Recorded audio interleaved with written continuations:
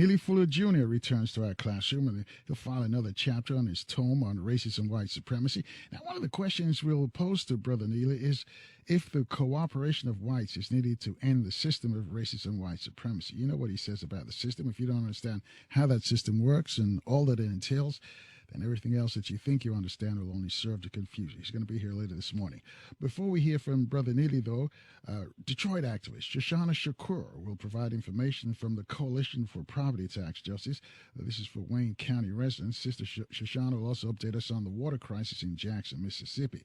But to get us started this morning, to lead us into the Juneteenth commemoration, we have two authors, Kim Taylor and Chandra Strickland. Ladies, good morning. Welcome to the program. Good morning. Thank you so much for having us. Yes. All right. Let's start with Kim first. Kim, tell us a little bit about your background. Since the first time you're being on this program. Tell us, how did you get started as an author? So my story, good morning, first of all, to all of your listeners. My story is a little unusual. I'm really a speech pathologist. I am a supervisor for a school for the deaf, for the speech department there. And I am also a story quilter. That is one of my favorite hobbies. I love to make big quilts that tell a story about African-American life. I went to a party back in 2014. It was a Juneteenth celebration. At that time, I had never heard of Juneteenth. So I made a big story quilt about it because I was very angry that it wasn't taught to me in schools, wasn't part of the school curriculum. And I started to show that quilt around at different schools. A lot of the students didn't know about Juneteenth. So I ended up writing a story about it. And that story eventually became the book, A Flag for Juneteenth. All right. How about you, Chandra? My mother was an educator, so reading and writing was always a part of my life, and I always wanted to be an artist. So I began my career as an illustrator, and in 2008, I won the Coretta Scott King John Steptoe Award for New Talent, as Jack Keats Award, and it's kind of gone on from there. But I didn't publish my first author-illustrated book until this year, 2023, this year, called Jump In, and it's a story about a community that comes to play through Double Dutch. All right. Three after the top there. Let's go back to Kim. And Kim, your book, A Flag for Juneteenth. How did that come about? What's that book all about? So A Flag for Juneteenth is about a young girl. Her name is Huldah, and her community on a plantation in Texas, in Galveston. It's getting ready to be Huldah's 10th birthday the next day. She's very excited that her family and her community are going to celebrate her birthday. But when she wakes up, it's to the noise of horses' hooves, where the Union soldiers are riding into her plantation to read General Order Number 3 and to let the enslaved people know on that plantation that they are now free from bondage. So that very next day, the community begins to celebrate by rejoicing, singing, of course, and praying and just rejoicing this news. But they also make flags, freedom flags. The women sew the freedom flags, much like the quilts that keep them warm at night. The young children gather sticks from the woods to make flagpoles, and the men carve the sticks with beautiful Ghanaian symbols called Ndinkra symbols. And the symbol that they use is called Fawahodi, which means independence and freedom. So that's what the book is about. And what sets this book apart is that I illustrated the book with all quilts. So there are 26 original small quilts that make up the illustrations. Oh, wow. It sounds fascinating. Let me go with Chandra. Now, her debut author-illustrated book is called Jump. Can you tell us about Jump? Sure. So it's Jump In, and it starts with one kid running to the playground and yelling "Jump In," and all the other kids in the playground come to join in a game of Double Dutch. And so it's really bright and vivid. As the story progresses, we see people like Miss Mabel, who's his auntie, coming to jump in and show the kids her stuff.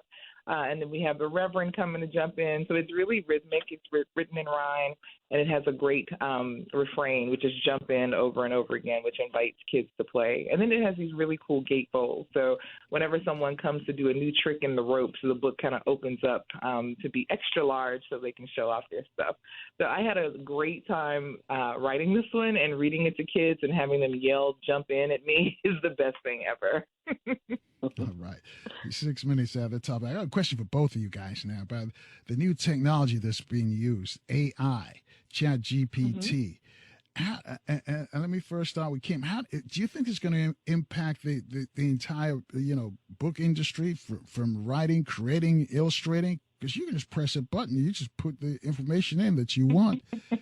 Within 5 minutes, that book will be on your computer. So, Kim, do you think it's going to help or impact? I think it's going to have an impact, but only initially. I feel that people will try it out and be excited about it and to see where it leads, but you really can't replace original artwork. So I think even though it's going to have some kind of impact because it's so new, I don't know that it will take the place of beautiful illustrations. How about you, Chandra? I agree. So I'm also the chair of illustration at Maryland Institute College of Art, and this is something that is on everyone's mind, right? It was professors and students, and like Kim said, it's not going to replace humanity, right? It's not going to replace the heart and soul of what people are able to do.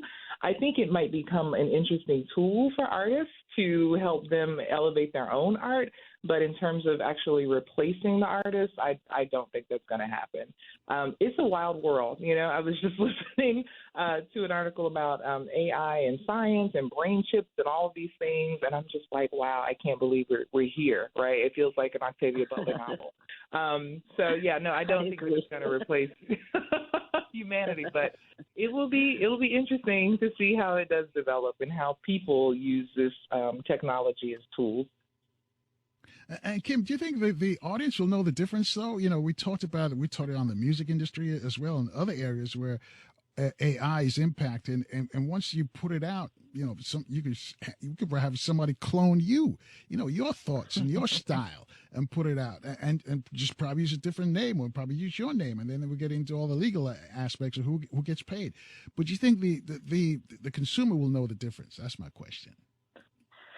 I think that we'll probably end up in a place where, eventually original artists will have to stand up for themselves and fight, about any kind of injustice that's being done to them in stealing their art. It's very, very difficult to see how far we'll go with this. I'm hoping that it's far enough, but not too far. How about you, Chandra? I don't know. I think again, there's so much of an unknown. I think that I call non-artists civilians lovingly and jokingly. I think civilians are fascinated with the idea of art. What's interesting to me is people who don't know the industry automatically assume that it takes an artist 10 minutes to make a piece of work. Like, oh, you can make a book in a month, right? Can't you? And so that part is scary because there's already demand on artists to work faster. We're still tied into capitalism, no matter what, whether we like it or not, especially in the industry of making books. And so there's a pressure there for us to perform. But artists are artists, and we're always going to try and stay true to ourselves, and we're not machines, right? So for humanity and people who appreciate real art, I'm hoping they can tell the difference. Like, I've heard some of the AI music, and I can tell it's fake. There's always something that's just like, oh, that's off. So I don't know. We're at the beginning of this, and we have to just kind of stay aware and always, as in literacy, everything else, fight for our rights when we feel like those rights are being stepped on. All right. 10 after the top there, folks. You just joined us. We got two authors, illustrators with us. We have Kim Taylor and Sandra Strickland. And Kim, your book on Juneteenth, because Juneteenth is around the corner, a flag for Juneteenth. What age group is this book aimed at? The book is aimed at children from kindergarten through third grade. So that's about I guess, 5 years old up until about 8 or 9. But I've read, I've been on this incredible book tour. I just can't believe how amazing uh, all of the, excitement is around this book. I'm so excited about it, so happy about it. But I've read to groups in libraries and bookstores that are very, very young, and I've read to just all adults. And sometimes I've read to teenagers, and everyone gets something different from it. I get so many different emotions. The kids totally love it because the pages in the book look textured, so they're always trying to touch it and see if there's really, they could feel the lines of the sewing in the book, with the quilts. And the adults come up to me and tell me they were so moved, sometimes to tears, which I find fascinating. And the young people, young adults and teenagers, I talk to them about the symbolism in the book, and they always find more. It's pretty stunning, and it's very exciting. So even though the book is meant for kindergarten to third grade, it really is for all ages. All right. Sandra, at 12 after the top, your book, The Illustrated White Water. Can you tell us how that came about? Sure. So Whitewater is the story of a young boy who sees whitewater and colored water fountains and is wondering what the difference is. So he spends the book trying to figure out what the difference is between that white water. He's like, it must taste better. It must be colder. It must be more refreshing. And of course, by the end, he finds out it's not. And so the book came to me after my first book, Bird, with Zetta Elliott, was published and won a lot of awards. And, I was kind of in the forefront of people's minds. And that project landed on my desk, and I couldn't say no to it. I think it's a fantastic story that sheds a light on the idea of truth and what truth actually is and how you have to find out the truth for yourself. What's the process of being an illustrator? Do they send you the written manuscript and then you try to put pictures towards it? How does that work? Exactly. So I get a manuscript and I spend time making sketches for it, just really small black and white thumbnails, and then send that back to my editor. And there's some back and forth about how to make the book better, and then we go to final art. But publishers have like a list of illustrators that they kind of go to for certain books, and Candlewick, the publisher of that book, thought I'd be a good fit. The process takes about 6 months to a year, usually a year or more for me. And yeah, that's essentially how it works. Is it true though that you don't have much interchange with the authors that you just do with with the publisher or editor? Yeah, it depends. It depends. On all the other books that I've worked on, I have not, but I'm working on a book now that takes place in Jamaica, and I'm good friends with the author. I met him at a book fair, and he saw an illustration that I did and was like, hey, I'd love to write this story for you. I'm like, okay, great. And now I'm illustrating it. So, yes, traditionally you don't meet the authors, but I've pretty much met every author except for Michael and Eric, the authors of Whitewater. I have not met them because they're in California. Wow. 14 after the top there. Ladies, stay with us. We're going to take a quick break, take our first look at the traffic and weather in our different cities. Folks, you want to join this conversation, reach out to us at 800-450-7876. We'll take your calls in 4 minutes right here in Baltimore on 1010 WOLB. Also in the DMV, we're on FM 95.9 and AM 1450 WOL, where information is power. Good morning, family. 20 minutes after the top of the hour, I guess we have two authors with us this morning, authors of children's book, Kim Taylor and Sandra Strickland. And as we lead into the Juneteenth commemoration, that's next week, Monday, actually. So let me ask these ladies, though, because there's a lot of talk about book banning, and just what DeSantis is doing in Florida and Abbott's doing in Texas. I want to get you ladies, your thoughts on the fact that, especially books like what you guys do, they don't want the rest of the world to read these books. So let's start with Kim first. So, Kim, your thoughts on the book banning?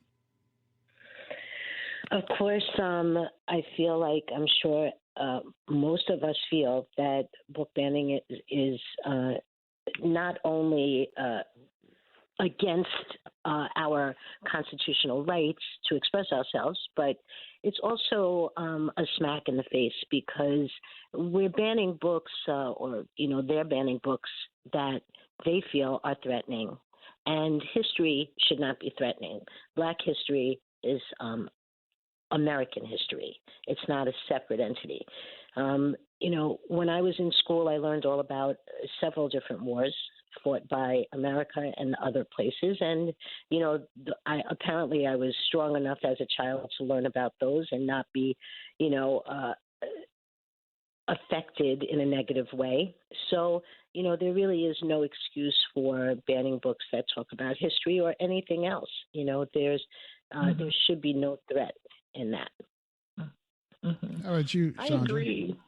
Yeah, I agree. And I think that it's a sad day when it's becoming easier for people to get their hands on guns than it is for them to get their hands on books.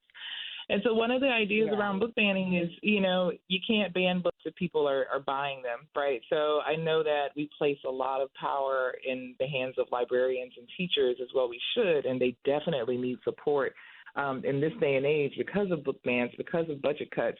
But we also have to purchase books and keep them in the home. I learned to read before I went to school. My mom was a teacher, so I kind of had to. But it is really important for people to live with knowledge, live with books. Social media is great. I learned a lot on TikTok. I learned a lot on my computer.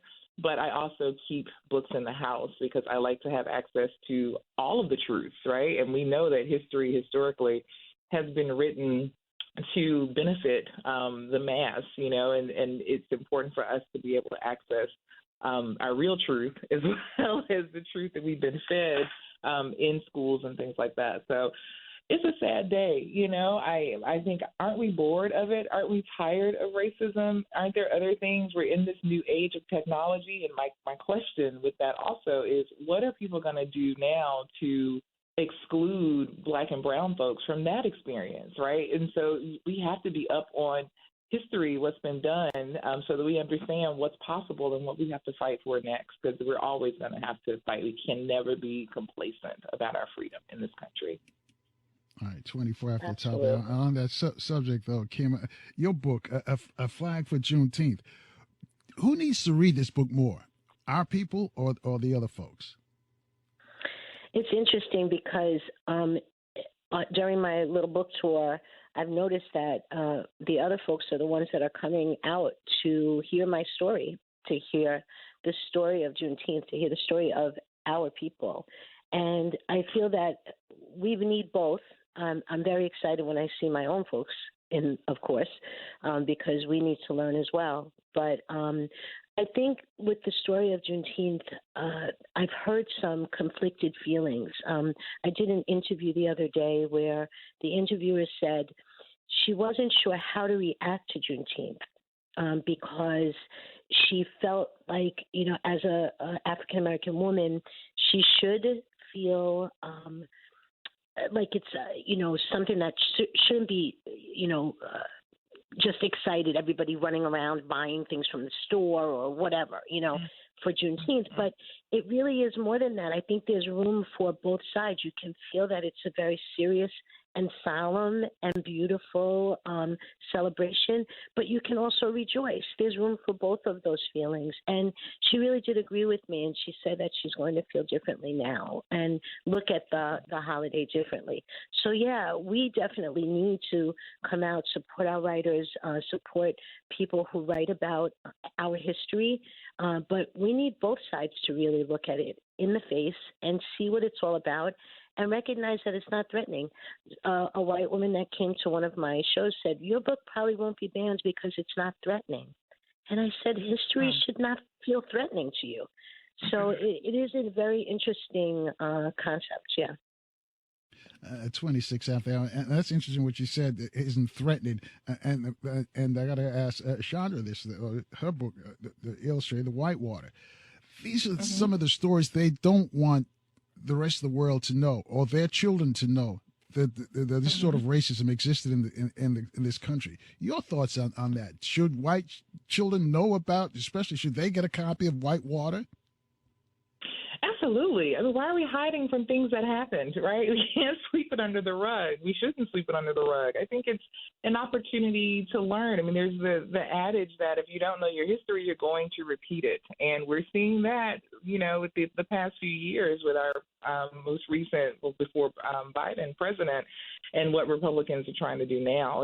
I think that what is there to be afraid of? Why are people afraid of knowledge? I don't understand that. And so I think that I grew up in Atlanta. I grew up in the Deep South. I grew up with a history of excellence and legacy and fighting and struggle, and Black folks rising up to be in control of their own destinies. And so I've come from a place of pride. And so the ideas around racism, conversations around this stuff does not frighten me because I grew up with it. And I think that if white children specifically are exposed to these conversations, they're not going to be as afraid to confront these injustices and ideas as they are adults. And I think that a lot of older white adults now have that fear because they were told not to talk about it. And so it's very overwhelming, and there's a lot of guilt, and people don't know what to do, and they don't want to feel bad about their ancestry. So it's so complicated, right? Of all things, to be afraid of a children's book, that really is insane to me. So, yeah. All right, 20 after the top there. Kim has to run. Kim, before we let you go, though, how can we get copies of your book? Yes. First of all, can I just thank you? This has been such an incredible opportunity. And wow, it's very easy to find my book. You can order it on Amazon. I'm with one of the top publishing houses, Neil Porter Books. My agent is Serendipity Literary Agency. You can find my book on Amazon and all of the indie bookstores, in most of the big bookstores as well. But if you look on my website, you can learn more about me, and that website is materialgirlstoryquilts.com. All right, Kim, thank you. And thank you for doing the book, and thank you for reaching out to our children as well. Thank you so much. Thanks for the opportunity. Nice to meet you, Chandra. Nice to meet you, too. Nice to meet you, too, Kim. All right, let's continue. All right, let's continue with Sandra. Now, one of Sandra's other books she's involved with, Loving versus Virginia. I know that story, but yes. I'm sure if everybody in the audience knows that story, just tell us what that story is all about. So Loving versus Virginia is the story of Richard and Mildred Loving and the first miscegenation case in the United States, where this was an interracial couple who married, and it was against the law. So they were jailed and had to fight. Well, Mildred essentially wrote a letter, which is why literacy is so important in the United States. This woman in North Carolina wrote a letter to who did she write it to? Supreme Court? I'm not sure. I'm forgetting the details. I'm sorry. But a lawyer picked it up and took this case all the way to the Supreme Court and said, this is unconstitutional. They should be able to get married. It took many years, and they had to leave their home in order to live in D.C., where it was legal. And, over time, the law was fought and the law was won. And now interracial couples are a part of American society, a part of culture, and it is legal. So it's an incredible story, a great love story, but also a story that shows us how important it is for us to fight for our rights to live the way we want. Yeah. Do you think this book would be on the ban list as well? Do you think, the mixing of the races, as they call it? Well, Carl, now that you put it out there, it might be, but I hope not. It could be. It could very well be. It has not been banned yet, and I'm hoping for the author's sake, the author is Patricia Ruby Powell, hoping that it's not, because another thing with these book bans is it affects creators' financial well-being. Like a lot of us make our livings on the work that we do, and if these books are not accessible, again, libraries buy so much of the product, if we're looking at books as a product. So it really is up to individuals to support authors and illustrators of these books, because they're going to be losing money if those books are banned and not available and to people widely. So. Yeah, 29 away from the top of the hour. I guess it's Chandra Strickland. And Sandra, I ask you about the book banning again. Do you think this will restrict or inhibit the creative process? That if you're thinking of writing a book and says, "Well, why should I do this book? Because it's going to end up being banned. You know, it's going to be more problems." Do you think that's going to seep all the way down to that level? I hope not. I mean, I think that artists are stubborn, artists are radical, and artists will find a way to make the work that they want to make. Now, in terms of like getting those books in schools and libraries, that might not be the way, but I absolutely know that people will find another way to get these books into the hands of readers. There are plenty of independent book fairs, there are plenty of independent bookstores, and those folks are definitely championing the rights of books to exist, especially books about Black history. But it takes the public to go out and seek this out, right? And I know that it's sexier to stay at home and watch Beyonce on TV or whatever people do. But, we got to get out of the house and go get these books, right? And the internet is a great resource. To know what's being done. The African American Children's Book Project is a great organization as well that highlights books by and about Black folks. You can look at the Coretta Scott King Awards to see the best and brightest in literature. So the information is out there, and creators are going to create. Now, whether publishers cut back on publishing these books, that's a question, right? And so, again, with things being accessible, people can certainly self-publish, but that is such a great undertaking. It's a great hustle. My hat's off to self-published authors and illustrators, but you have to be the marketing team. You have to be the editor. You have to do all of it. But I think that artists will, if these books are not being published elsewhere. I think about Zetta Elliott, the author of my first book, Bird, who self-publishes a lot of her books as well, even though she is traditionally published, because the industry is not moving fast enough, and she has things to say. So I think artists will always find a way to get that work done, but we really need support of people. We need people to buy the books.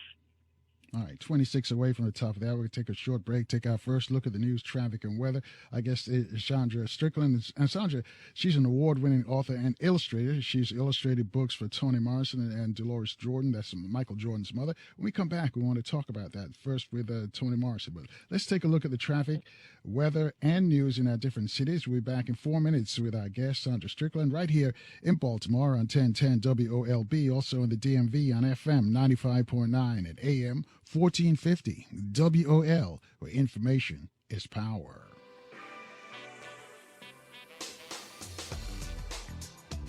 Hey, good morning again, family. Thanks for waking up with us. 20 minutes away from the top of the hour with our guest. This is an award-winning author, illustrator, Chandra Strickland. We'll get back to her in a moment. Let me just remind you, coming up later this morning, we're going to hear from Neely Fuller Jr., Dr. Wilson's protege, or Dr. Wilson's mentor, I should say, is going to give us another episode of his tome on racism and white supremacy. We're going to pose a question to him. Do we need white cooperation to end the system of racism and white supremacy? So make sure you tell your friends to check us in later this morning. Also, before we hear that, though, we're going to speak with Sister Shushanna from Shakur from Detroit. She's an activist in Detroit. She's going to update us on the water crisis in Jackson. Also, plans for her group, the Coalition for Property Tax Justice in Wayne County. And tomorrow, of course, Friday, we'll give you another chance to free your mind and join us for our Open Phone Friday program. We begin promptly at 6 a.m. Eastern Time right here in Baltimore on 1010 WOLB, also in the DMV on FM 95.9 and AM 1450 WOL. All right, Chandra, before we left, we were talking about that you're, just telling the folks just waking up that you're an award-winning author and illustrator. You illustrated a book for Toni Morrison. Tell us, how did that come about? What's the title of that book? Yes, so the book that I illustrated for Toni and her son, Slade Morrison, is Please Louise, and it's the story of a young girl who's fearful of things in her world, takes a walk, and discovers the library. And once she unlocks that knowledge, things become clear. All these truths, the things that she was afraid of earlier in the book, become clear, and they're seen for what they were. And you did a book also for Michael Jordan's mom? I did a child's book of prayers and blessings, which was Her first books were very much about Michael and his experiences as a kid, and this one was a collection of poems and prayers from different cultures and different faiths around the world. It's a beautiful book, if I do say so myself, and it's done in Lino Cut. I like to switch media when I'm working. So yeah, I was honored to work on both of those projects. I think that, again, with winning the Curtis Scott King John Steptoe Award early in my career, it kind of shined a light on me as an illustrator. But prior to that, I had struggled for many years to get published. So super grateful looking back at the journey and all of the opportunities that came my way. All right, and you said you struggled for a while, but how do you make it? You know, do you have to get an agent first, or what's the deal? Or you just call up a publisher and just submit your work? You know, it's like artists, musical artists, that's what they do. They submit a tape. What do you do? Right. All of the above. So, I work as an agent now also, where I represent young author illustrators. But for me, I lived in New York. I went to grad school to start my career in New York.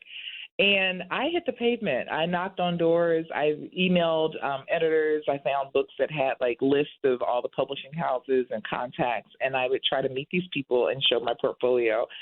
Every 3 months or so, I would send samples of my work to just keep my skills updated and let them know what I was working on. And my first book, first real big book, Bird, happened serendipitously. I had an agent by then that I found through a conversation with another person when I was looking for work. And I was at a show, a children's book show in New York City, and an editor was like, "Hey, Chandra, we haven't seen you in a while. Come down to the office and let's look at the portfolio." And I did, and that's when Bird happened. So from there, my career took off, and all the other projects go through my agent. So as an agent, I now advocate for young artists, and it does help to have somebody who knows who to send the work to, because, not all publishers are publishing the same material. So an agent definitely helps because they are supposed to know who's publishing what and who's interested in what types of stories. 16 away from the top of that. When you were shopping your projects around, were you concerned that they might steal them, though? No, I think that is a concern. My younger self probably would have, my mother would have been concerned about that. As like a 19 or 20-year-old artist, she's always like, be careful, make sure nobody's stealing your work. But once you get into the business, you kind of know better. I think that, there's so many ideas that are floating around that are similar, even trends in books. When you have a year and you'll see 3 or 4 books published on the same topic. And it's not that anyone stole anyone's idea. Everything under the sun has been done. And whatever is in the Kool-Aid at that time and the water we're drinking, people have the idea to write a book about Double Dutch. And then you may have 2 or 3 of those that are published in the same year. But in terms of theft, no, I don't worry about that with larger publishers. But I know that a lot of people do, especially with the written word. With illustration, it's a little bit harder. But now that we have AI, maybe not so much, right, for people to steal somebody's artwork. So you do have to be diligent. But at the same time, the publishing industry is not known for stealing ideas and publishing work that doesn't belong to them. All right. Share with us the thoughts behind the award-winning book from the NAACP, Our Children Can Soar. Our Children Can Soar is a beautiful combination or collaboration between many artists. There are, I think, I would want to say 12 award-winning artists that each one takes a page of history. And so you have figures like Carter G. Woodson illustrated, and the whole theme of the book is our ancestors fought so that these other people can soar, right? And so we see Jesse Owens, we see Ruby Bridges, we see Thurgood Marshall, and we see all of these really amazing, powerful Black people that change history throughout the book. And this book is sort of each page passing the torch to the next page, to the next page, to the next page. So I was really fortunate to be a part of that. I actually worked at the publishing house as a designer at the time when this book came out. So it was cool for my editor to come over to my desk and say, hey, we have this book. We want you to be a part of it. So it's great. It's illustrated by people like Brian Collier, Leo and Diane Dillon, Frank Morrison, James Ransom, Cosby Cabrera, myself, and others. So it's a fantastic project and commemorative. I think this is one that people want to keep in their collection and pass down to their children as well. I got to say, I know a little bit about the music industry, being around that most of my life, but not about the Hmm. publishing. And it's interesting the parallels for getting the record made and played and into the hands of the public. The same thing with books. But I got to ask you this though, because you're now working at the Maryland Hmm. Institute for College of Art in Baltimore. Tell us about that. How did that come about? Oh, my life has been so serendipitous and such a circle. I left New York in 2010 and moved back to be with my mom. My plan was to go and live in Paris for a year to be, do the art thing. But my mom lost her brother, and I'm her only child, and I really wanted to be close to her. So went home for a year, and another artist friend happened to be in Atlanta at the same time, and we would have lunch. And he's like, have you thought about teaching? Like maybe one day when I'm in my 40s and I have something to say, all these things. He's like, well, I gave your name to people at MICA in Maryland Institute College of Art, and you should apply. And I did, and that was it. Like it was easy, and it's not it's not historically easy for these things to happen, but it was right time, right place. So I've been at MICA for 10 years now, and I'll Wow. be returning from this year's sabbatical in the role of chair of the illustration department. So I'm excited. We'll see how it goes. So what do you teach students illustration and Hmm. writing? Is that what goes on? Yeah. Yes. So Micah has a lot of different arms in terms of branches of illustration. So we teach design. We teach. I'm sorry, my Micah brain is off right now. I'm trying to turn it on. Concept art. I teach professional development, which is one of my favorite courses. I also teach like senior thesis, book illustration, and advanced book illustration. So in book and advanced book, that's where I'm really helping students understand how to build a portfolio for children's books and how to write their own stories. At the end of the semester, I take them to our local library, Edith Pratt, and have them read their final projects to third graders, and then I take them to New York to meet with editors and art directors, which is how I became an agent on the side, on the side of the side of the side. But it's fantastic. It's one way that I stay kind of current. Jump In is illustrated digitally, and I don't think that I would have been able to do that without having taught and watched my students work on their iPads and things like that. So it's a great conversation to be a part of, being at MICA. Yeah. Have we seen a lot of our young people get involved in this? Because at first we just thought, and there are probably more off of illustrators, especially of children's books. We only hear about them, through Vanessa and some other folks who are involved in this. Hmm. But it seems like our young people, because we hear the stories, we just hear the negative reports about our young people. But is the class packed with young people getting involved in illustrating and writing books? Hmm. Well, I think so. For Micah, this is the other reality, right? I mean, it can be cost prohibitive. So I think education has to acknowledge that and find ways to make their educations accessible for more diverse people. Micah's working on it, but it's not perfect by any means. So I think that my classes are always pretty full for book illustration and advanced book illustration.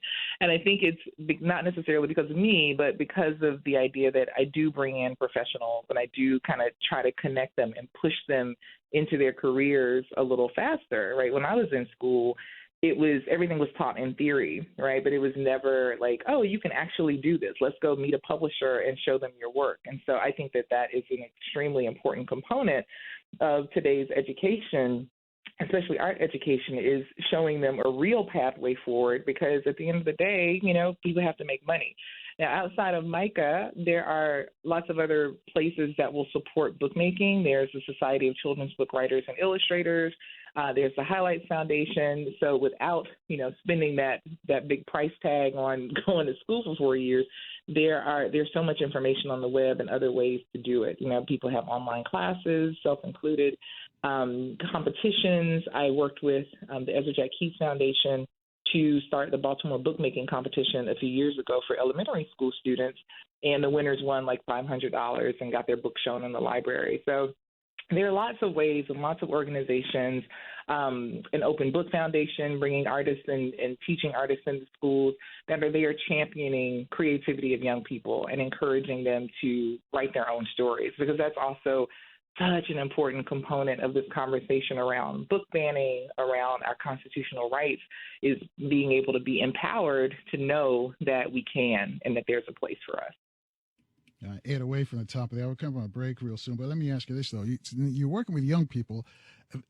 Is there a generational difference in what their concerns are, what their ideas are from what you were when you were growing up and what you started writing and about and drawing about? That's a good question. I think, unfortunately, a lot of the problems that we had back then are a lot of the problems that we have now. I think that young people are really, really fantastic about speaking up for themselves. Identity has been a really large topic of conversation since I've been at MICA. It's identity of trans people, Black people, Asian folk. Everyone wants to have their voices heard. And everyone essentially wants to fight for being seen, heard, and respected, right, and being treated well. So civil rights, always, always, always. I think in terms of the topics of picture books, a lot of kids are still writing things about childhood. They're writing about silly monsters and crocodiles and all these other things. But then there are other tender stories. Like I had a student who wrote a story about a family whose father lived in another country and kind of sent money back home to take care of his family, and they didn't see him much. It's very tender and beautiful and based on, her own experiences as an immigrant. So we have where my stories in Atlanta, things that I was exposed to, were very black and white. I think that we have this really rich mixing of culture everywhere, and you have many different layers of stories that are coming up, which is exciting to me in the industry. All right, hold that thought right there, Shonda. We're going to take a short break and take another look at the traffic and weather for our commuters. We'll be back in 4 minutes right here at 6 away from the top. They are in Baltimore on 1010 WOLB, in the DMV on FM 95.9 and AM 1450 WOL, with information. Author, illustrator Chandra Strickland. And Chandra, are you going to be participating in the Juneteenth celebration, a literary and artistic freedom event? I sure am. So this Saturday from 1 to 3 at the Athenaeum on 219 South 6th Street in Philly, I will be celebrating Juneteenth celebration of literary and artistic freedom with Vanessa Lloyd Scambati, who has hosted the African American Children's Book Project for 31 years now. She's been amazing. Took me under her wing as I started my career. I've been a part of that book project for many, many years now, and we're really excited to have kids and adults come out and celebrate these books, meet some artists. We're going to draw together. I might bring a rope to double dutch a little bit. So it should be a great time. So, again, this Saturday from 1 to 3. Oh, all right. And so we can get copies of your book there as well, right? Yes, you can. Yes, you can. And I hope, for everyone that's looking for the work, please, definitely, Amazon is easy and wonderful, but also celebrate and big up these independent bookstores. Like I always direct people to my local bookstore and say, here in Baltimore, Snug Books. If you want a signed copy of the book, call them. I'll pop over to the bookstore and sign that book for them. So it's definitely important for us to support our local booksellers. Wow. And this event, again, on Saturdays, free, I take it, right? Is there a website or email address you have? It is free, yes. And the website is www.theafricanamericanchildrensbookproject.org. And the phone number for more information is 215-878-BOOK. Again, 215-878-BOOK. And it's a free event. Right. And I just want to thank you for what you do for our children, because somebody's got to look out for our children, and that's your lane that you're in. So I just want to thank you for doing that. So thank you for doing that, and all the folks who write books for our youngsters, because they tell us that our people don't read, and I just totally don't believe that at all. So thank you for doing that. Yeah. Mm-hmm. All right. And thank you so much for having me. This has been fantastic. Thank you to your listeners all over Ghana, D.C., Maryland, Delaware, everywhere. It's been such a rich conversation. I really appreciate you. So thank you very much. And they're listening all over, listening to you, and they're probably saying the same thing. So on behalf of them, I just want to thank you again. Because if we don't do it, who's going to do it? If we don't look out for ourselves, Exactly. Who's going to do it? And that's where it is. So I thank you, Sandra Strickland, for doing that for us. And we'll see you this weekend. Yep. All right. See you there. Have a great day. All right. All righty. 4 after the top there. Let's move over now to Detroit. Activist Shushanna Shakur is with us. Activist Shushanna, good morning. Welcome to the program. Good morning, Brother Nelson. How you doing this morning? We're excellent. How about yourself? I'm doing okay. All right. You work with a group called the Coalition for Property Tax Justice out there in Wayne County. Can you tell us, how did that come about? Because I know some of the issues that you have in Detroit, the same issues they have in D.C. and Baltimore and New York and Chicago. Our problems are universal, even international, if you will. So how did you get this coalition together? Okay, well, I'm fairly new to the coalition, but I understand Professor Bernadette and Shuheni and Marie Sheehan, this was their vision. They were just sick and tired of all of the abuse and misuse of taxpayers and property owners. So they formed this coalition to fight the oppression and the injustices that these cities are, bestowing on us. So that's how it started. And then I don't know if you're familiar. I think everybody should be familiar that Detroit homeowners were overtaxed $600 million on their property. And the current mayor acknowledged that they were overtaxed. But it's like, oh, well, it happened, but it's nothing that can be done about it. So that's one of the goals, one of the foremost goals of the coalition is to get some type of compensation, some type of justice for the illegal, wrongful tax, taking of property owners' taxes. And then, Brother Nelson, you're not going to believe it, but even after this $600 million theft, they are still, as we speak, overtaxing people. They're over-assessing and taking taxes from people. And so that's the second goal, to stop the over-taxation right now, which comes from over-assessment. So that's currently what we're working on. And then the third thing, which really is the probably most important thing right now, is to stop the foreclosures. We had 500, I believe, in 28 some homes that the Wayne County treasurer had on the list to foreclose on. And the Coalition for Property Tax Justice met with Wayne County Treasurer Eric Sabri and said, please do not foreclose on these people's homes. And so he did work with us, and he extended it once and he extended it twice to allow us to get in touch with these property owners to try to help them save their property. So now there are still 478 people on the list. So it is so important that your listeners, if you know anyone who is facing a foreclosure in Wayne County and the city of Detroit, please have them call our coalition at area code 313-329-7610 so we can help them save their home. Yeah. Let me jump in and ask you this question, though, 8 minutes after the top of the hour, because you said the mayor says there's nothing can be done about it. And the mayors, the black mayors of the inner cities, whether it be Detroit, Chicago, Newark, New York, L.A., Atlanta, you just name it. The politicians blame it because they're Democrats. And these cities are run down. And the folks can remember when Coleman Young and even Dave Bing were mayors of Detroit.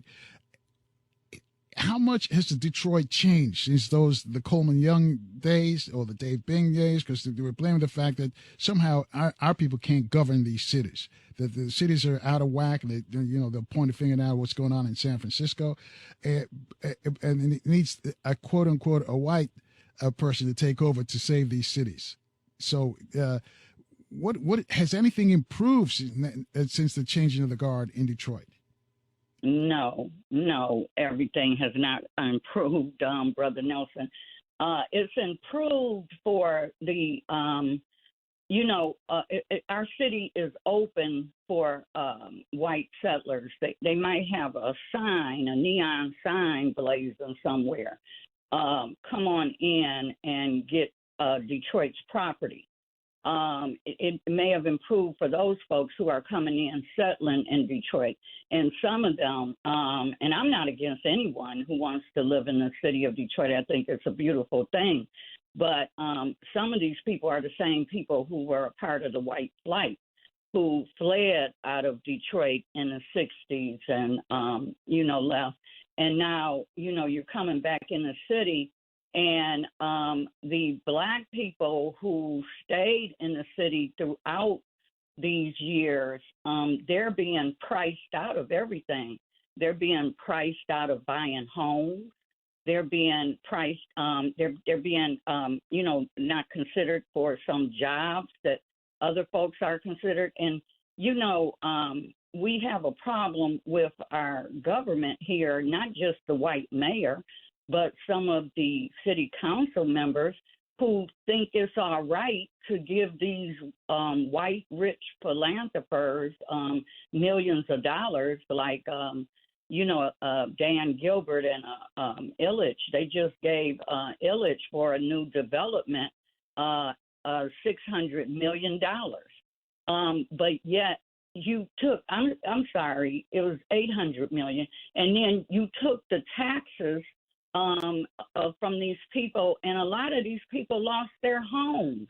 These are, what you call legacy homes that belong to their mama and daddy, belong to Big Mama and Big Papa, and you took them homes from those people, foreclosed on them, put them out. A lot of them were able to stay, but struggling to stay, and you did that, but you're giving money to these big developers. That's what has changed since our beloved Coleman Young has left. That's what's changed, the changing of the guard. You're right, Brother Nelson, because Black people in general are not included in that, and poor people are certainly not included in that. And I just want to say one other thing about this property tax situation, because I work with it every day and I talk to these people, and some of them are in tears of the things that have happened to them. That the overtaxation is occurring on the homes of the people who least can afford it. You're overtaxing people with homes $150,000 and less, and then if they don't pay those taxes, then you charge them interest and penalties, and then you force them out of their homes. Then they're boarded up, and you have the people that come and I forget what the word is, but they take every thing, the furnace out, the water tank or whatever, and mess the homes up. And then you have this land bank going on in Detroit that a lot of us is trying to shut down, where you're inviting all of these developers and people coming into the city, come on, buy these homes, and they buy them. And they buy them in dozens, and they renovate them somewhat, and then they rent them out or sell them 3-4 times the price that they paid for them. But those homes are not really accessible to the average Detroiter. So that's what's happened with the changing of the guard, Brother Nelson. The mayor of Detroit, who is a white mayor, is not in tune to consider and take care of the interests of the average Detroiter who happens to be Black. Quick, we're coming up on a break, but do you think this is a gentrification move? It definitely is a gentrification move. Yes, it is. All right, I'll let you expound on that on the other side. And also, Jay got a question for you. 14 minutes after the top there. I also want to find out if Black Bottom still exists in the Detroit area. Folks, our guest is a Detroit activist, Shushanna Shakur. You want to join this conversation, reach out to us at 800-450-7876. Your phone calls in 4 minutes right here in Baltimore on 1010 WOLB. Also in the DMV, we're on FM 95.9 and AM 1450 WOL, where information is power. Good morning again, family. 19 minutes after the top of the hour with Detroit activist Shushanna Shakur. She gave us some information what's going on in Wayne County, in Detroit. And a lot of the problems that are in Detroit are all over the country, too. As we mentioned before we left the break, it seems like it's a gentrification move. But what are your thoughts? 800-450-7876. She's part of the Coalition for Property Tax Justice. She said that property taxes that were overtaxed $600 million. And I guess it's too bad. There's nothing they can do about it. Jay's on line one. He's calling from Detroit. Jay, your question for Shushanna. Yes, good morning. Yeah, I just wanted to get the contact information for our organization because all I can say is amen to what the sister has been saying for someone that's been here longer than I'd like to illustrate. It's definitely a gentrification program. And you ask about Black Bottom. Yeah, we still have a Black Bottom north of the boulevard, West Grand Boulevard. That's where Black Bottom is. You got downtown, the district, midtown. Those are the playgrounds for the interlopers that come into the city. So everything she said is correct, and it's even worse than just the property tax. It's the water system. It's so much. They've taken over all the assets that the blacks had built up and continue to pay for all the. Because Detroit, especially downtown, is the playground for suburbanites and white people. So basically, that's what's happening, and the media is skinning and grinning and promoting it like, this is the greatest thing that ever happened because we now have a white mayor and he's been the savior. And he's been one of the initiators for a long time, going back to the school takeover that they've done. So I just wanted the contact number for the organization to see what I can do because I'm kind of burnt out because I've been fighting this thing since the 1990s, And one of the big problems is the co-conspirators that everybody with our same skin ain't our kin. And they, beginning with the so-called black mayor that took over when the great Coleman Young left office. And it's been a downhill slide ever since. So don't believe Jay, stay on the line before you leave, though, because I know you want to ask a question, but I want to ask both of you and Shushanna this, because Dr. Claude Anderson went into Detroit and tried to set up a business to help the blacks in Detroit. He couldn't get the help from the Detroit City Council, predominantly black City Council. And he said they would help every other group that came in. They helped, but they wouldn't do it for black folks. Any of you familiar with that story? I'm definitely familiar with it. Yeah, that was a setup that is really unbelievable. You actually had a black council person at that particular time that said it was racist. But, we got Greek town, we got Indian town, we got Mexican town. They said it was racist to create an African town. And this was a black city council person. But those people and most of the people now that in those positions are really just puppets for the establishment. So, they can wear their dashikis or talk their black stuff, but when it really comes down to it, they're bought and paid for by the forces behind them. So a lot of times when you see black representation, doesn't necessarily mean they're for the interests of the people, and that's been proven really over the last 30 years for the most part. You had a few that were, really for the people, but they were outnumbered by the other people. And, you could write a series of volumes of books of because I call Detroit the modern Soweto, because apartheid in 2023 is real prevalent right here in Detroit. So, yeah, I'm familiar with that. I go back to a long time. Thanks, Jay. I'll let Sister Shushanna respond to your question about information on contact. But Sister Shushanna, you can co-sign what Jay just said about your city?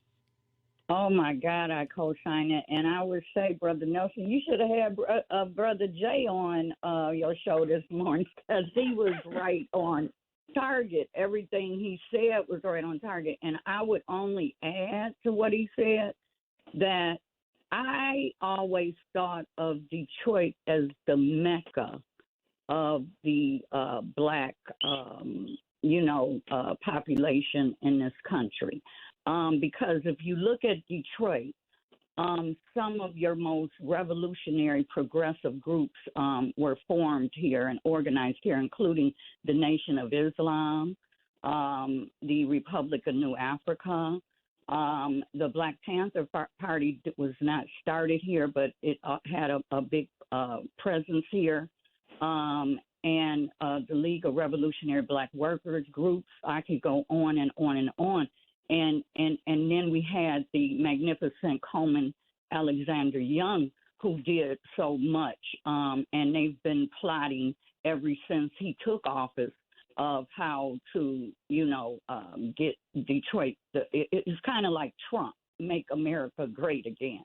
So they've been plotting to make Detroit great again when Detroit was great under Coleman Young's administration. But they made all these changes. And then when Brother Jay talked about Black Bottom and made the analogy of the white suburbanites playground, because Black Bottom, they destroyed it. That's what they did. They ran a freeway through there. And Black Bottom was a thriving, magnificent area. My mom and them came from Joe Louis Barrow family. They came from that area. And you had Black people owning their own churches, their own businesses, their own homes, everything. And then they ran the freeway through there to destroy it. They always trying to destroy what Black folks got. So, what Brother Jay described was change from Black Bottom, right? Is the playground for the, white people who come into the city to enjoy themselves. So, and then as far as Brother Jay wanted to know how to get in touch with us, I would invite you, the coalition, we hold monthly coffee sessions. And the coffee sessions is where we get together and do what we are doing right now on the phone, where homeowners will come together and discuss, vent, share stories about what is happening with their own personal situations or others they know, and we'll share it over coffee and donuts. And then the coalition will give updated information on our actions that we're taking to try to reach our goals of, getting some type of compensation for that $600 million to stop the overtaxation. And if I could right here say to your listeners, I want to give you one important fact that I please ask that you remember. The city of Detroit overassessed more than 1 in 10 homes last year. The city of Detroit overassessed 1 in 10 homes last year. The city must fix systemic issues that cause unfair and illegal assessments. Detroiters deserve better. And the coalition, we are lobbying the city council, and the city council is exactly who Jay described them as. There's a couple of good people on there, but the majority of them, they've been bought and paid, but we are lobbying the ones that want to do the right thing to pass an ordinance, a city ordinance that will prevent the over taxation. This has got to stop, the over assessment. You got to quit over assessing these people's taxes. They can't pay them. It's illegal, it's unfair, and it's wrong. And if I might say, we just went through 200 and some property owners' appeals of those over assessments. Then the city of Detroit, and these people, Brother Nelson, they look like you and I. They were there representing the assessment department, the tax assessment department, and the people also on the board of review who were supposed to be, or who did make the decision on these property owners' appeals, who look like me and you. They were like, I thought I was on the plantation. I thought that they was representing Master Charlie. I swear I thought that, because they were acting like all of these property owners who's coming there begging for them to reduce their taxes and rescind their decision. Well, they totally fought with us, ignored us, and I don't have the exact stats from that, but I would be safe to say they denied 80% of those people's appeals. 80% of them. So that's what's happening in the city of Detroit. Yeah, I can comment on that particular issue myself, because I personally went before that board, and like she said, it was people that looked just like us. And I could have swore it was Simon Legree or someone that was, no. I mean, it's insane, really it is. Yeah, I'm so glad you had the sister on that she could highlight this, because like you said, Carl, this is a template that they're using all across the country. When I hear the brother from Baltimore talking about the water situation, they've already done that in Detroit. So because of that illustrious history that the sister was talking about, we've been the template, first place really that they attacked. The majority black city that had thriving businesses, great neighborhoods. The housing here in Detroit before all this started, we had some of the greatest homes, and the home value was suppressed during that particular time. I mean, you got houses here that would be $1 million houses in other places. So, it's incredible. It really is. But thank you, my sister, and I will just let me know where that coffee house is, and I'll be coming through. Okay, and if I can give out the number to the coalition once again, it is area code 313-329-7610. That's area code 313-329-7610. And to Brother Jay, the coffee sessions are the first Saturday of each month at the Muslim Center on Davison and Woodrow Wilson at 10:30 in the morning. So if he would get in touch with me, Brother Jay, and any of your other listeners who are interested, we'd love to invite you there and keep you informed and ask you to join us in contacting our city council people to pass that ordinance that will stop this over assessment of taxes. All right. Thank you, Jay. And let me ask you this: 28 away from the top there. Is Coleman Young? Is it his son that's on the city council right now? Is he a member of the city council still? Yeah. Yes, he is. I don't know. Do you want to say something, Jay? I think Jay hung up. Oh, okay. Yes, I knew. Is he like his dad, or is he opposite of his dad? I'll just put it that way. I'll make it easy for you. I say, well, hold that thought right there, Sister Shushanna, because we got to take a short break here. We're going to get caught up on the traffic and the news traffic and whether or not different cities. I'll let you talk about Coleman Young's son in the city council in Detroit. These are situations going on in Detroit, but it's all happening all across the country, folks, our urban centers.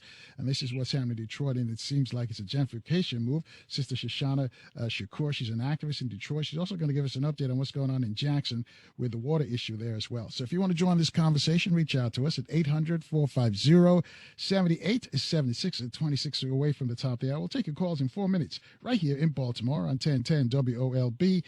Also in the DMV on FM 95.9 and AM 1450. WOL, where information is power. And good morning, family. 20 minutes away from the top of the hour with our guest, Detroit activist Shushanna Shakur. She's giving us some information what's going on in Detroit. I guess they're appropriating, confiscating, or taking homes from some of our family members. They run up a bill $600 million over tax our folks. And if you can't pay, of course, the interest fees and all of that, and then they come and snatch your houses. It seems like it's a grand scheme of gentrification. Also, we talked about Coleman Young's son. So if you don't want to talk about him, that's cool. We can leave that alone. Before we go back to you, though, let me just remind you, coming up later this morning, we're going to speak with Neely Fuller Jr. And you've got to listen very, very keenly to Neely Fuller, where he explains how the system of racism, white supremacy works. If you're hating on a brother and sister, you obviously don't understand how the system works. The system works is that we just got to be unified. That's it. Just, he'll tell you. He said what he said, and you keep stepping. You leave it alone. That's the key, because one of the things that they want us to do is to fight each other and keep our eyes off them. So that's basically how it works. But he'll explain it to you. Also, tomorrow's Friday. We'll give you another chance to free your mind, think for yourself, and reach out to us on another Open Phone Friday program. We're getting promptly at 6 a.m. Eastern Time right here in Baltimore on 1010 WOLB. Also in the DMV on FM 95.9 and AM 1450 WOL. So, Sister Shushanna, if you don't want to talk about Coleman Young's son, because we remember when he was elected, we're all proud. We got a black mayor in Newark. We got a black mayor in D.C. We got a black mayor in Atlanta. We got a black mayor in Chicago. We got a black mayor in L.A. And everybody was all so happy, and they seemed progressive, and they were going to work out for us. But now things have soured, and people are trying to blame some of the political people because they're all Democrats. And now you have, or that they were black. Now you have a white mayor in Detroit, and you're saying things haven't changed. Mm-hmm. Actually, there was a very interesting article in one of our major papers here. I think it was the Detroit Free Press, and this was several years ago. It was like an analysis on all the mayors of Detroit. And the white reporter who wrote the article, he cited Coleman Young as being the best mayor ever of the city of Detroit. So it's not just black folks. And I know, a lot of white people resented him and wanted him out. And that's because he stood up and, he didn't tolerate no nonsense. What's happening today couldn't have ever happened, I don't think, under, Coleman Young's jurisdiction. But the son, I just want to say one thing. I love Coleman Young Jr. and I love Coleman Young Sr. and I love Coleman Young Jr. Sr.'s son, Coleman, who is on the city council now. But he is on the wrong side of the issues most of the time. So that's all I want to say about that. All right, we understand. 17 away from the top of the hour. Bill's joining the conversation. Bill's in Baltimore. He's on line 2. Bill, you're on with Shushanna. Hey, first, let me just say good morning to each of you and thank you for this opportunity. I was really just trying to listen, but I couldn't help from calling because this is one of the most pertinent conversations I have heard. And I've heard a lot of good conversations, but everything they're saying, callers, is happening throughout the United States. And again, until people decide that they're going to get actively involved in mass numbers, we're not going to stop the train that's happening to us. I've been calling you for the longest talking about just our water bill issues, where people is paying $300 a month just to have water. The problem that I see with people call is that we're not scared to attack one another on personal levels, but whatever the system is doing to us, I think that the majority of it just feel that we can't do nothing, and that's why we don't do nothing. So until we get people in office that's saying, listen, we have to change the system. We have to change the structure of the system. Electing different people is not changing our situations. We're changing faces and we're changing chairs, but we're not changing the system. We have to change the system, and the only way we can change the system is for people to get organized in mass numbers to organize around issues. Because everything they're saying is happening right here in Baltimore. Thank you. All right. Sister Shushanna, you want to respond to what Bill just said?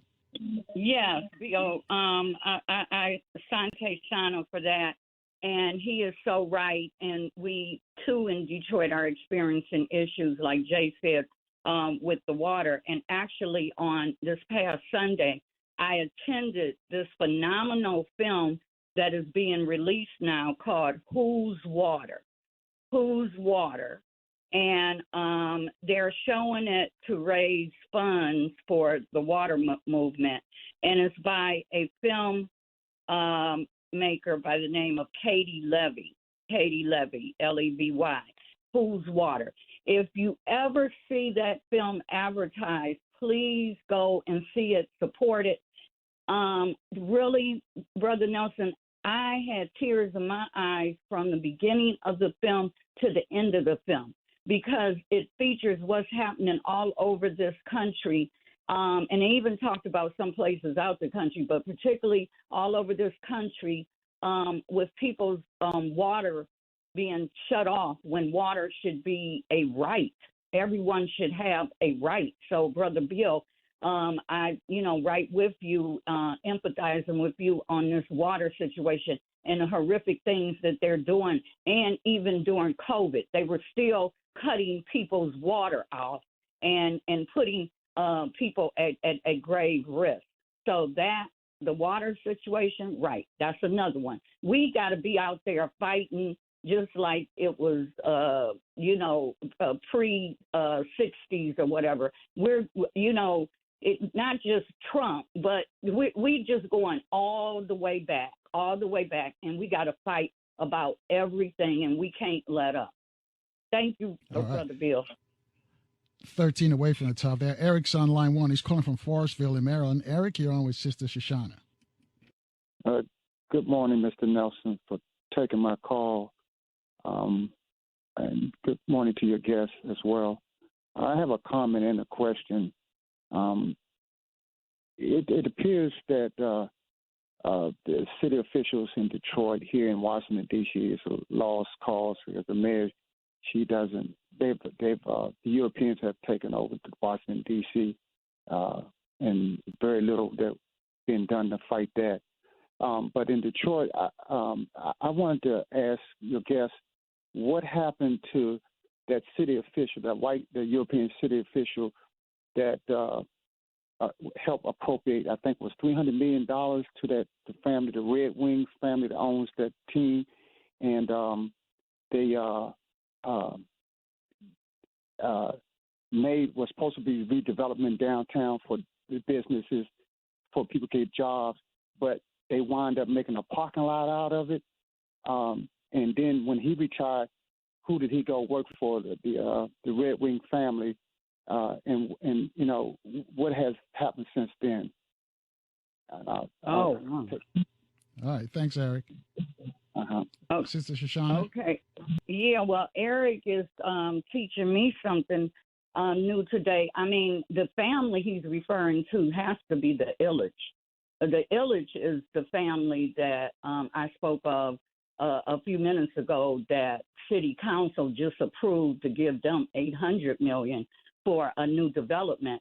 And one of the biggest points of contention was what Eric was just speaking of. They had given him $300 million before, and the development, turned into a parking lot. So, but the European gentleman that he's speaking of, who misappropriated the funds, Jay might be able to call back and help with that name. But yeah, Eric is right. That's what I'm saying. They're giving these developers, our people on the city council, they are giving these developers all this money, while at the same time they're taking money out of the pocket and the homes away from the average Detroiter. That's just point blank wrong. There's no fairness in that. There's no justice in that. And he's right about them jobs. They promised, oh my God, Brother Nelson, they always, every development, every time they go to the city council, ask them for money for this and that, it's always, well, we're going to reserve 30% of the jobs for the Detroiters. knowing Detroit is predominantly black, right? Every time they get the money and every time they start some project, only people I see that look like me and you is sometimes a guy holding a black guy holding up a stop sign during the construction. Most of the workers, most of the people who benefit off those jobs are not black. They're not Detroiters. They're white and they're suburbanites. Mm. Hold that thought right there. 10 minutes away from the top of the hour. You mentioned Illich, and for the folks, you mentioned the hockey team that he owns, but he also the founder of Little Caesars Pizza. So if right. you know, they're all over the country. But my question to you though, he paid Rosa Parks rent for 10 years. 10 years, he just paid her rent. Mm-hmm. Does that give him a pass? No. I mean, what was that? A drop in the bucket?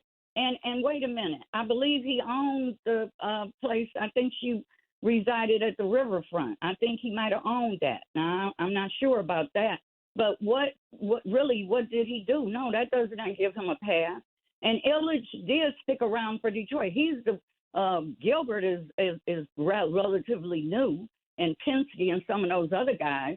Illich has been here in Detroit developing for decades.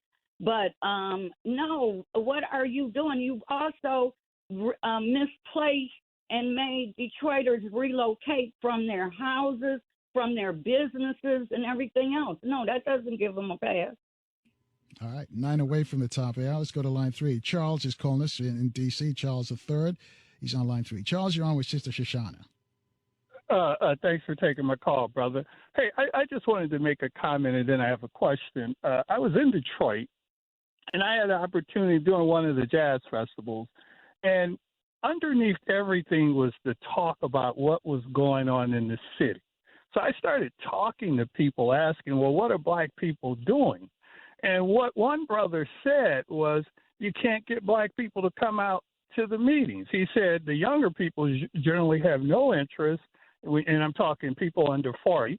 He said, and then you're just not getting the participation. So my question to you is, what kind of participation are you getting from people other than people complaining?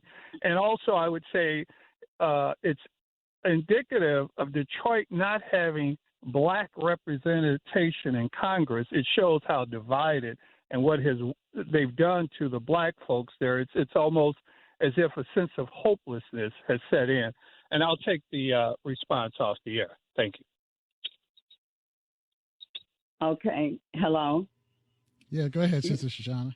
Okay. Hold that thought right there, because we're coming up on a break. I don't want to break your trend right here. We got 7 minutes away from the top there. We got to take another look at the traffic and weather in our different cities. Our guest is Shushanna Shakur. She's an activist out of Detroit. Tell us about what's going on in that city. Folks, we'll be back with Shushanna in 4 minutes right here in Baltimore on 1010 WOLB.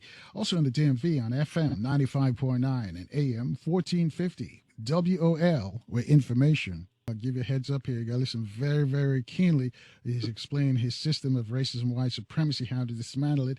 And you got, because, he uses logic, cause and effect. Those of you who have taken logic in college, you understand how he gets to what he's trying to prove to us. So just stay tuned and keep listening. And what you can do in the meantime, call up a couple of friends, let them know that Neely Fuller's on the radio. But let's wrap up with Sister Shushanna Shakur. Sister Shushanna, Charles mentioned that he was in Detroit, in your city, and he saw a lot of apathy.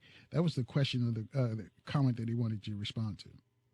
Okay, and appreciate you, Charles, for those comments. I agree and I disagree. Definitely, there's a lot of apathy and hopelessness that is permeating Detroit. However, Detroit, from what I observed, is one of the most censored media places ever. The major news outlets do not share all news or major news. And so there are a lot of progressive active groups in Detroit, young and older. I'm a part of quite a few of them. Just to mention a couple, because I know the time is running out. New Era Detroit is a young group that has been doing tremendous things in the city for a long time. There's also a group called Black Men Build. There's a young man named Yusuf Shakur, who runs the Mama Akul House, who's in touch with the young community and does tremendous things for the community there. Malik Yakini, this brother is building a Detroit Black co-op, like a whole food store, which belongs to the people. And then some of the organizations that I'm a part of, Malcolm X Grassroots Movement, we've been here for a long time. We never get coverage. The media don't want to tell you what we're doing. Black Legacy Coalition, EMEAC, Grace Boggs. There's just many groups out here, and that's doing some wonderful work. We the People, doing the water work.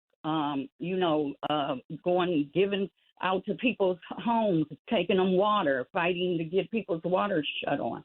So it's a lot of groups out there, Brother Charles. And yes, you're right. There's a lot of apathy out there, too. All right. And quickly before you go, you're also working with the folks in Jackson, Mississippi. What's up with that? Okay. Well, the latest update that I got from Jackson is the water is still under the control of the EPA, a third-party administrator. The city and community are now in ongoing battles with the third-party administrator to make sure that local business contractors and community members have the right and an opportunity to participate in the redevelopment of the water plant. My niece suggests that people go to www.peoplesassembly.org, www.jxnpeoplesassembly.org, in order to get the current updates on the water.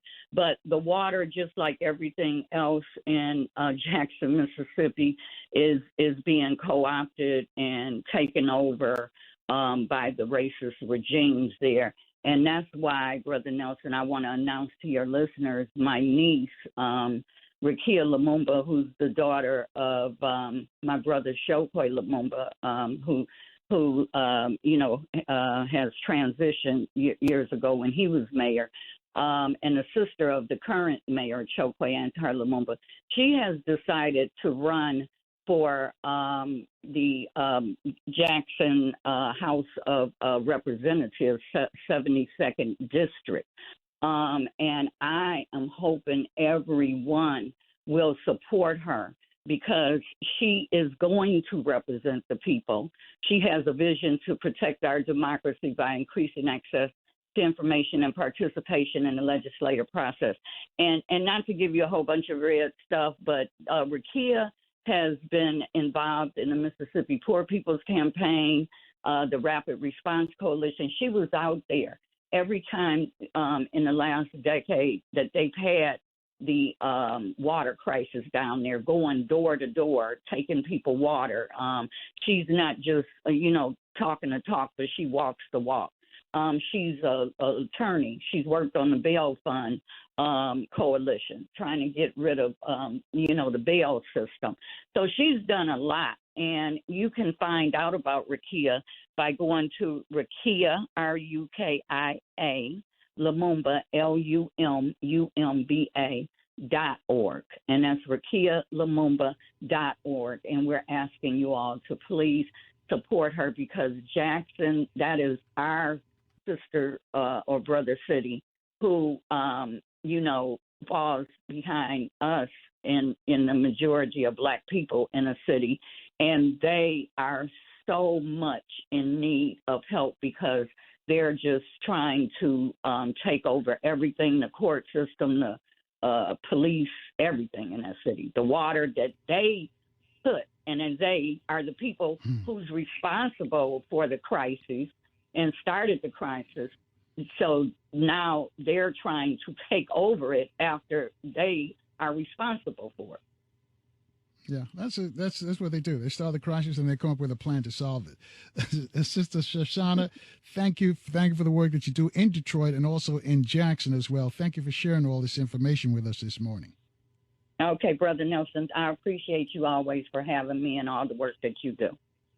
All right.